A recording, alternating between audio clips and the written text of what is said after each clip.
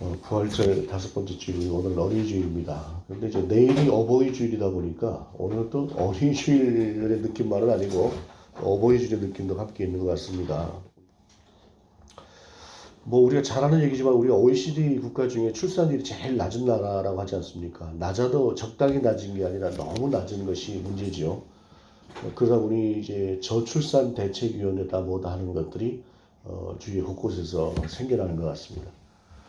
특히 이제 기독교와 연관된 방송들에서 이제 그런 이야기들, 또 그런 이제 어떤 이제 분위기들을 이제 많이 만들어 가려고 하다 보니까 저도 그런 모임에 가끔씩 참석을 하게 되는데, 그러면서 약간 좀 이제 생각이 글쎄 하는 생각이 드는 경우가 많습니다. 왜냐하면 아이는 젊은 사람이 낳는 것인데 대부분 그 자리에 있는 사람들이 내 또래거나 아니면 나보다 더 나이가 많은 그런 사람들이 이제 뭐 손주 봐야 될 사람들이 뭘 얼마나 또 그 느낌이 또 공감이 갈 수 있는 어떤 것들을 내놓을 수 있을까. 원론적인 문제는 내놓을 수가 있지만 실질적인 부분이라고 하는 것은 서로 좀 부딪혀 가면서 또 안 맞는 과정들, 그것을 이제 열심히 또 서로 맞춰가면서 그다음에 뭐가 나올 수도 있을 텐데 좀 하는 이제 그런 아쉬움 같은 것들이 좀 있다 싶습니다. 근데 최근에 어느 목사님을 통해서 제가 들은 얘기예요.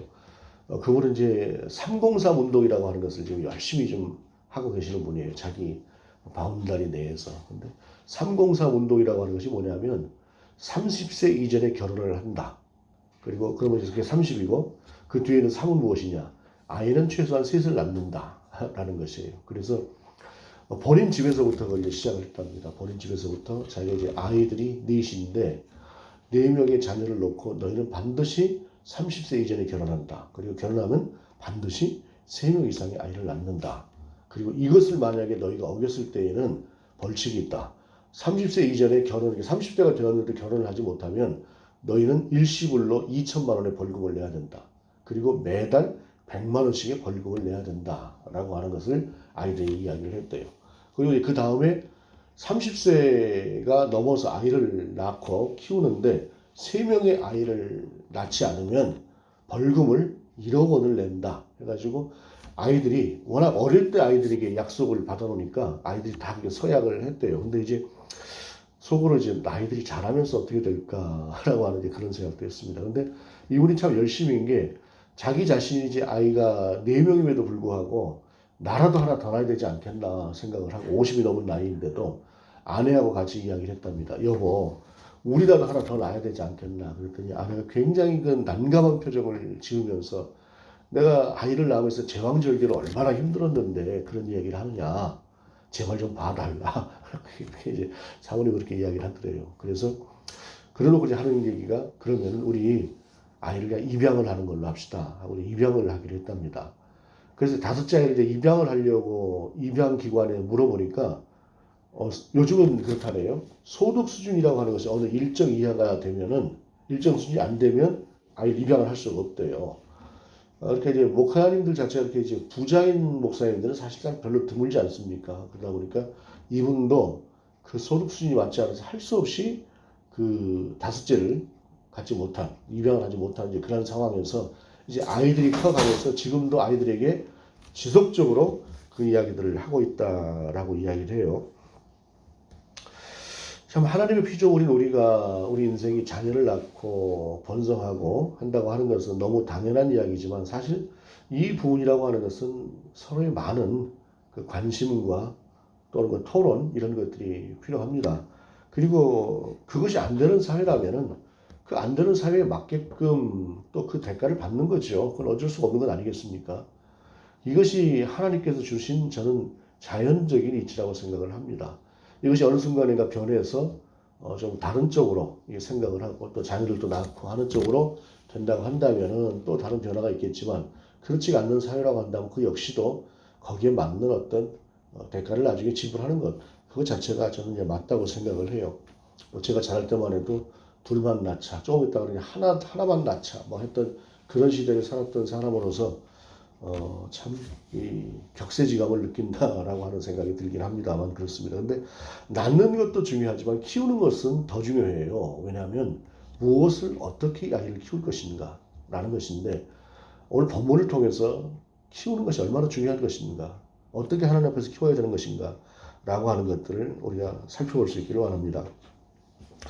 먼저 본문은 이제 사사이면서 나신이었던 삼손에 관한 이야기이고 삼손에 관한 출생 과정에 관한 이야기입니다.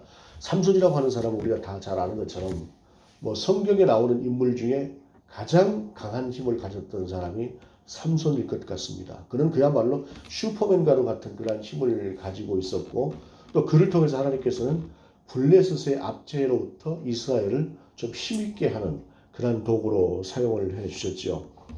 블레셋이라고 하는 민족은 이스라엘이 팔레스틴 지역에 이스라엘 지역에 거주하는 때부터 지속적으로 이스라엘을 괴롭게 했던 그러한 약탈자들입니다. 그들이 이스라엘을 더 이상 괴롭히지 못하게 되는 때에는 다윗이 왕이 되고 난 후였어요. 그 전까지는 그 수백 년의 기간 동안 너상 이스라엘은 블레셋 가운데 쫓기고 뺏기고 하는 그러한 삶을 살았습니다. 다윗이 이스라엘의 왕 중에서 가장 위대한 왕이다라고 추임을 받고 또 추앙을 받는 이유가 아마도 이런 것들로부터 무관하지는 않을 것입니다. 그렇게 이스라엘을 괴롭히던 블레셋을 처음으로 제압을 해서 오히려 그들 가운데 위에 군림했던 때가 다윗의 때이기 때문에 그렇습니다. 그런데 이제 사사기는 계속 블레셋과의 그 문제예요. 하나님께서는 이스라엘 백성이 하나님을 경외하고 잘 살게 되면 평화를 주셨다가 어느 날 그들이 하나님을 떠나고 하나님을 떠난 삶 가운데 속해 있게 되면 블레셋이라고 하는 그런 민족을 동원해서 이스라엘을 힘들게 하셨습니다. 그리고 힘들게 되는 이스라엘이 하나님을 향해서 부르짖으면 또 하나님께서 사사라고 하는 사람들을 통해서 그들을 구원하셨던 것이 사사기의 역사인데 사사기에 나오는 맨 마지막 사사인 삼손의 때는 이스라엘이 그런 부르짖음이 없어요. 이스라엘이 하나님께 부르짖었다라고 하는 표현이 없음에도 불구하고 하나님께서 사사라고 하는 삼손이라고 하는 한 사사를 통해서 이스라엘을 구원하시기를 원하시는데 2절에 보게 되면 소라 땅의 단지파의 가족 중에 마누아라 이름하는 자가 있더라. 그의 아내가 임신하지 못함으로 출산하지 못하더니 고대에 있어서 임신하지 못했다, 출산하지 못했다라고 하는 것은 여인에게 있어서 가장 치명적인 것이었습니다. 한 가문의 대가 끊겨버리는 것이기 때문에 그렇죠. 여성 간의 문제가 아니고 그 남자 집안에서도 가문의 대가 끊기는 것이기 때문에 가문의 대가 끊긴다고 하는 것은 고대의 사람들이 가지고 있었던 생각 중에 자식을 통해서 내가 지속적으로 살아간다. 내가 어떤 형태로든 보존되고 이어진다라고 하는 그런 개념을 가지고 있었기 때문에 자기 자신이 단절돼 버리는 것과 마찬가지예요. 그렇기 때문에 아이를 낳는다라고 하는 것. 그래서 그 대를 이어간다라고 하는 것은 대단히 중요한 개념이었습니다. 우리나라도 역시 얼마 전까지만 해도 그런 문화였지요. 그런데 오늘 본문은 임신하지 못함으로 출산하지 못하더니라고 하는 말을 격으로 사용을 하고 있어요. 임신하지 못했으니까 출산하지 못하는 것인데 이것을 연속적으로 사용하고 있는 것은 이때 당시에 임신하지 못했다라고 하는 말 자체가 사람들에게 있어서는 저 사람은 뭔가 하나님 앞에 복을 받지 못한 상태다라고 하는 것을 생각하게 하는 그러한 상태였어요. 그 다음에 출산하지 못했다라고 하는 것은 이 여인이 갖는 개인적인 문제에 있어서 가장 힘들고 아프고 어려운 그러한 상황에 직면해 있는 상황을 말하는 것이에요.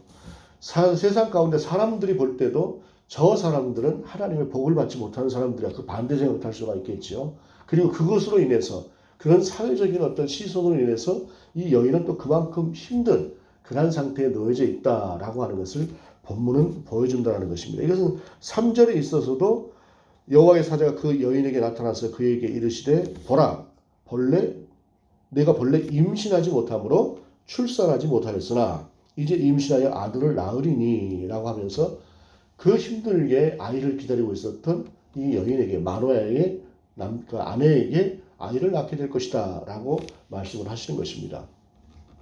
성경에 수태고지가 몇 번 나오지요. 아브라함과 사라에게 하나님께서 수태고지를 하셨습니다. 그 다음에 오늘 본문에 나오는 삼손에게 하셨고 그 다음에 한나에게 하셨죠. 사무엘의 어머니 한나에게.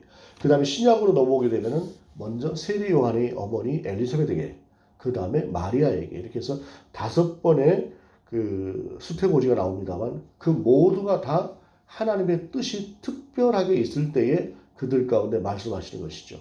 오늘 이 삼손이라고 하는 이름을 지어준 것은 아니지만 삼손이라고 하는 이 아이를 내게 임신하게 하겠고 출산하게 하겠다라고 하는 이 말씀을 통해서 블레셋 가운데 고통스럽게 이스라엘을 힘들게 하는 그 블레셋 가운데서 그들을 고쳐주겠다, 그들을 회복시켜주겠다라고 하는 말씀이에요.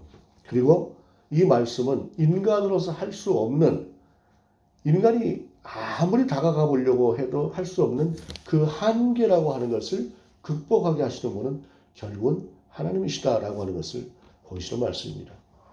오늘날 시대가 좋아져서 웬만한 병은 또 다 그냥 병원 가면 고치지 않습니까? 전에도 한번 말씀을 드렸지만은 지금은 힘들고 어렵고 곧 돌아가실 것 같은 그런 노인분들도 병원에 모시고 가면 어떻게 해서 의사가 당분간은 살려놓는 그런 세대라는 것이에요. 그러다 보니까 사람들이 하나님을 바라보는 것보다 그냥 주어진 것들, 그리고 그와 같은 것들을 할 수 있게 만드는 어떤 재화, 이런 것들 쪽에 더 관심을 갖는 이제 그러한 세대인데, 자녀라고 하는 것도 사실은 그렇죠. 인공적으로 무엇인가를 또 이제 수정을 하고 할 수 있겠지만, 그러나 그것조차도 과연 하나님의 손에서 아주 멀어진 인간만의 행위로 가능할 것인가? 그것은 아니다라고 하는 것입니다.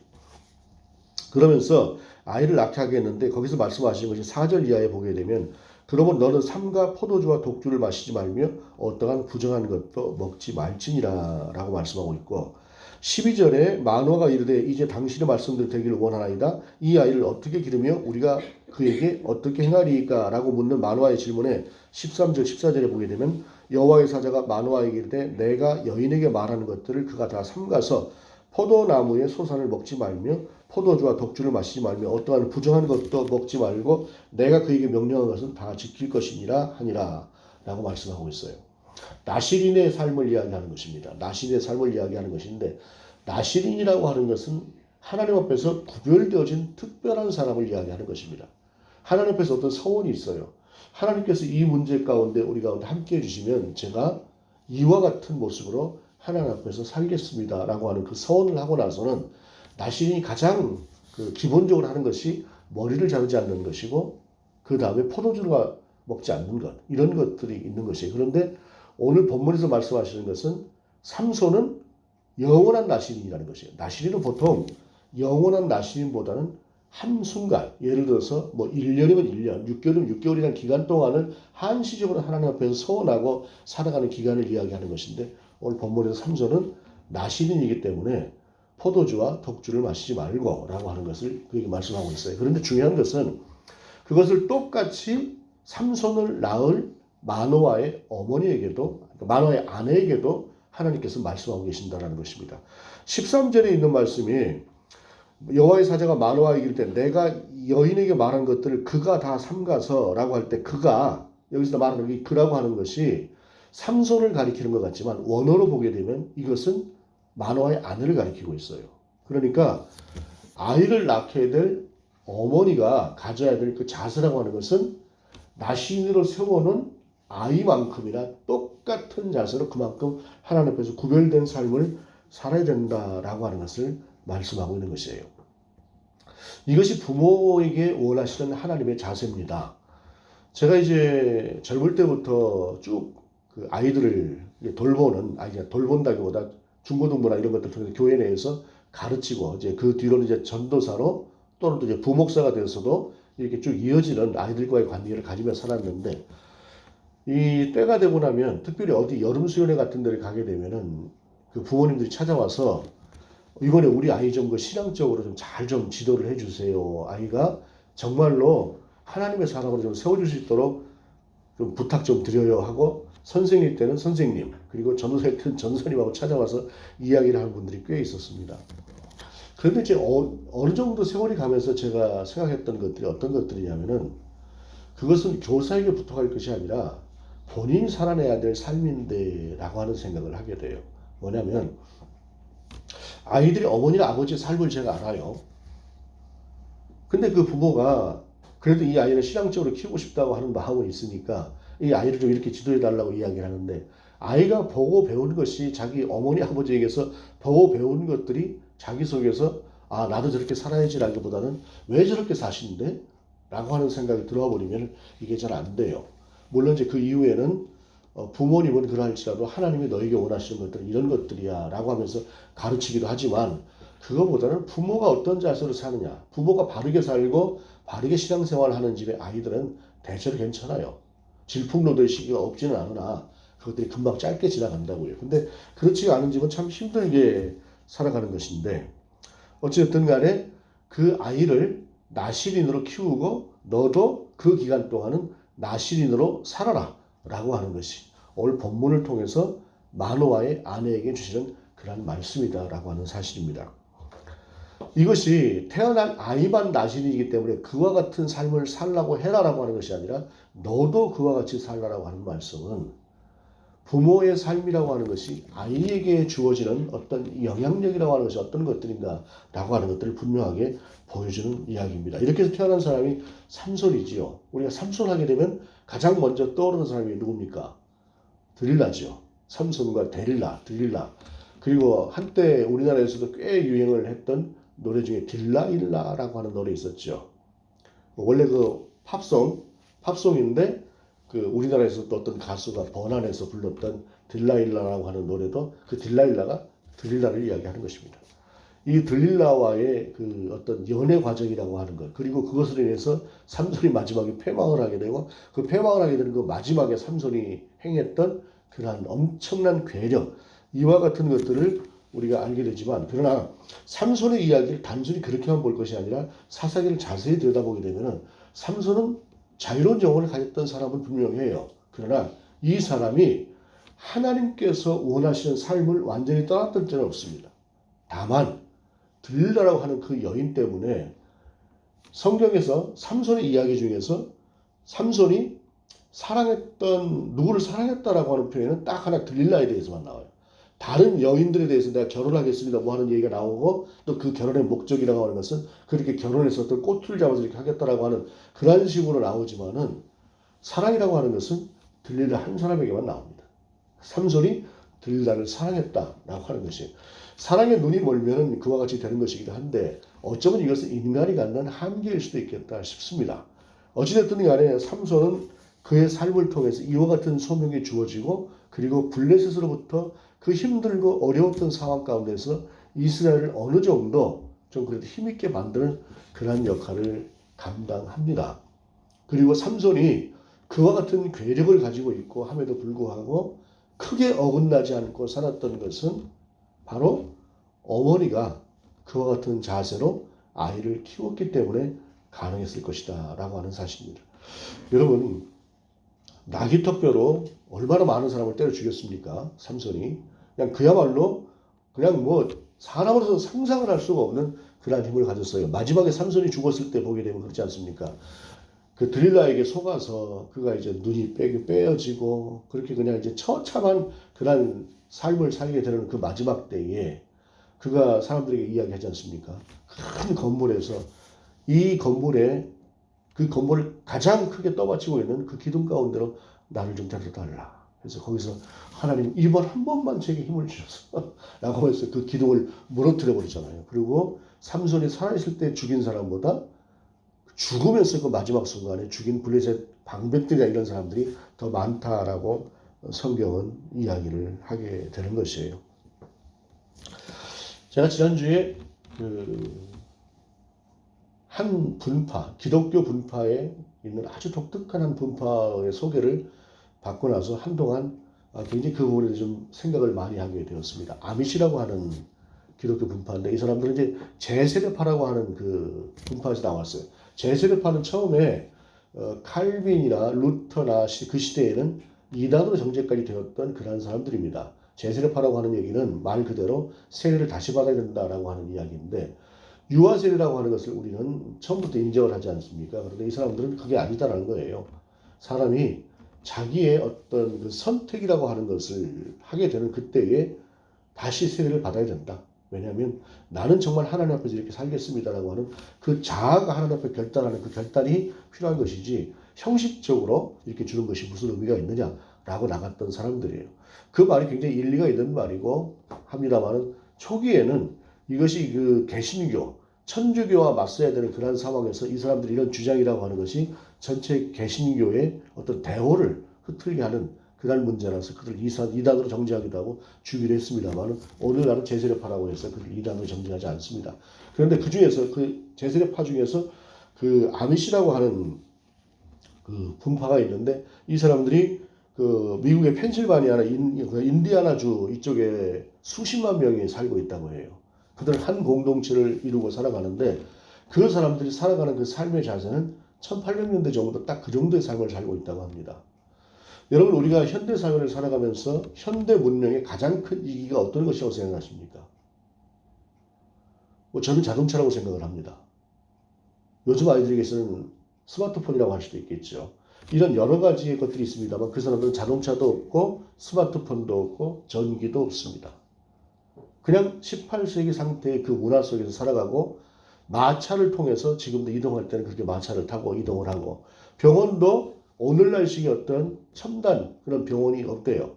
그래서 그 사람들은 아프게 되면 자연치유의 어떤 요법이나 이런 걸 쓰다가 그것을 견디지 못하고 더 심해지는 경우에는 그냥 이것이 하나님의 부르심이라 생각을 하고 그들 앓다가 그냥 하나님 품에 간대요. 이렇게 사는 그 사람들 속에는 강도도 없고 살인도 없고 강간도 없고 마약도 없고 도박도 없고 사기도 없고 그 어떤 것도 없는 그러한 삶을 그들이 살아가고 있다는 것이에요. 수십만 명의 사람들이 어떻게 보면 자연인 같은 이제 그러한 모습으로 그들이 사는 것 같지만 자연인의 모습과는 전혀 다른 삶이에요. 왜냐하면 그 사람들은 하나님의 사람으로 하나님 앞에서 바로 살고 싶어서 그렇게 사는 사람들이라는 이야기입니다. 그렇게 살고 있는데 그들은 대단히 행복하게 만족하게 그렇게 살아가고 있다는 것이죠. 우리 같은 사람들이 그 속에 들어가서는 살기 힘들 것입니다. 이미 문명의 이기라고 하는 것이 너무 젖어 있어서 그 속에 들어가서 살지 못하죠. 어쩌다가 캠핑 같은 것을 한번 해봐도 그 캠핑도 많은 장비를 이제 가지고 가게 되고 그리고 또 장비가 좀 부족하다 싶으면은 하루 이틀은 괜찮아도 좀 더 긴 시간 캠핑을 하게 되면 견디지 못하고 힘이 듭니다. 이미 이런 것들이 우리가 익숙해져 있지만 그러나 거룩한 가치를 위해서 무엇이 더 귀한가라고 하는 것들을 바라보면서 농사하고 축산하고 이러한 것들만 하면서 하나님 앞에 살아가고 있는 그들의 모습을 볼 때에 우리가 가지고 있는 행복의 조건이라거나 우리가 그 행복을 위해서 필요하다고 생각하는 따지고 보면은 그냥 재화잖아요. 이런 것들에 대한 우리의 사고라고 하는 것이 어쩌면 천박한 것이다 라고 하는 것들을 돌아보게 됩니다.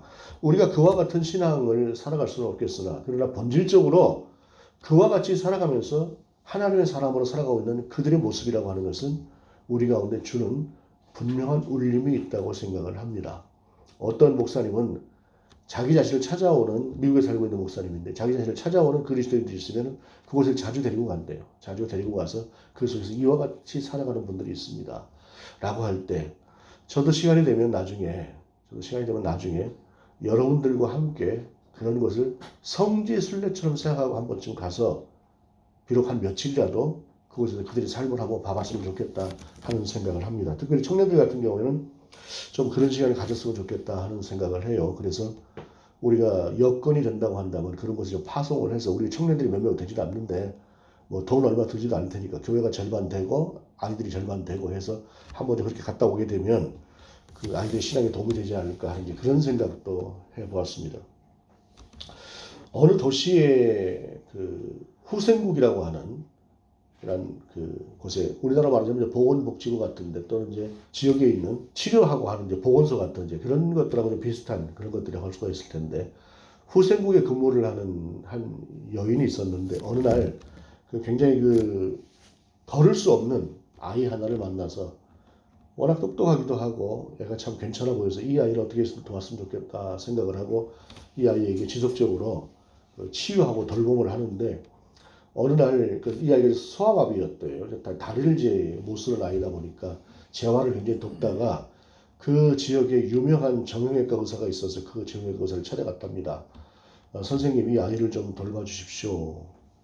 그냥 어떻게 그 수술비라고 하는 것이 많이 들어갈 텐데 그냥 도와주겠어요. 그런데 워낙 진실되게 요청을 하니까 이 정형외과 의사가 무료로 이 아이를 수술을 해줬대요. 그래서 이 아이가 어느 정도 회복이 되고 그러면서 끝없이 이 아이를 재활시키면서 이 아이가 사회생활을 제대로 할 수 있도록 이 여인이 만들어줬답니다. 그리고 나서 상당한 세월이 지나간 어느 날 우연히 둘이 길가에서 만났대요. 우연히 둘이 길가에서 만났을 때 그 정형외과 의사가 그때 그 아이는 어떻게 됐습니까? 굉장히 똑똑한 아이였는데 뭐가 돼도 됐겠죠.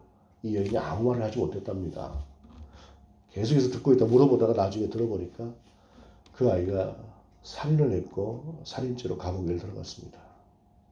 제가 가만히 생각을 해보니까 이 아이에게 몸이 걷는 것은 교육을 시켰는데 길을 어떻게 가야 되는가 하는 것은 그 아이에게 제가 가르치지 못했습니다.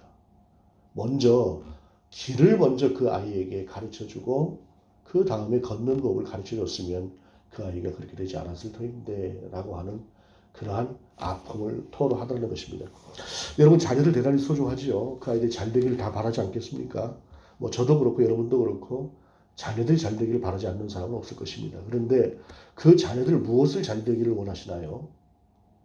아무리 그 아이들이 잘 되고 최고가 되고 한다고 할지라도 그 안에 하나님의 나라에 대한 가치가 없고 내가 그리스도인이라고 하는 그 가치를 그 속에서 잊고 산다고 한다면 여러분 그 아이에게 제대로 가르치는 것일까요?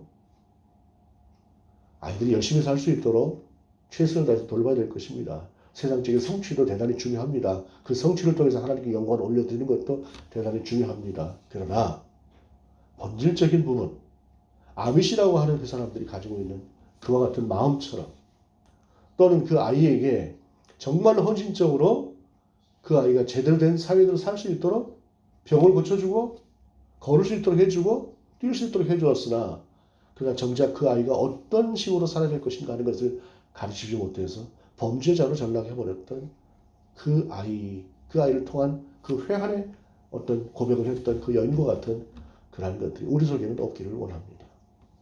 가장 먼저 중요한 것은 우리는 그리스도인이고 하나님의 사람으로 살아가야 되는 것.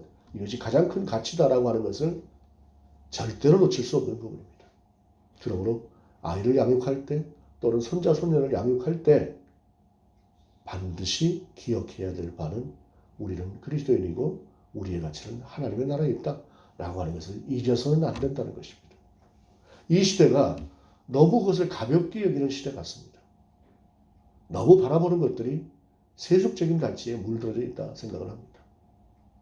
우리의 생각이 이 어린이주의를 맞이하여 특별히 만화의 아내를 통해서 삼손이라고 하는 큰 사사를 보내기 위해서 지금 말씀하시고 계시는 하나님의 사자와 그를 통해서 이루시기 원하시는 하나님의 뜻을 우리가 생각해 보면서 내가 어떻게 사느냐 그리고 내 아이에게 어떤 길을 가르칠 것이냐 라고 하는 것들을 하나님 앞에서 고민하는 저와 여러분이 되시기를 원합니다.